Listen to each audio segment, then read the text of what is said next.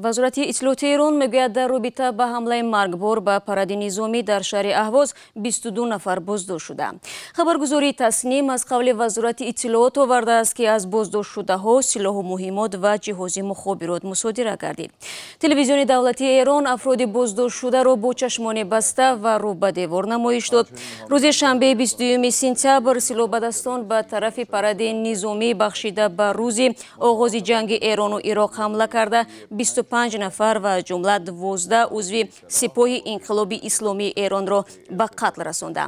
Масъулияти ин ҳамларо гурӯҳи арабии зидди ҳукуматӣ бо номи Муқовимати Миллии Аҳвоз ва даҳшатафканони давлати исломӣ бар дӯш гирифтанд. аммо мақомдорони Эрон бар ин назаранд ки сарпарастони паси пардагии ҳамлаи Аҳвоз Амрико ва Исроил аст. рӯзи душанбе дар маросими хоксупории қурбониён яке аз пешвоёни сипоҳи инқилоби исломии Эрон ба ин ду кишвар қасос ваъда кард.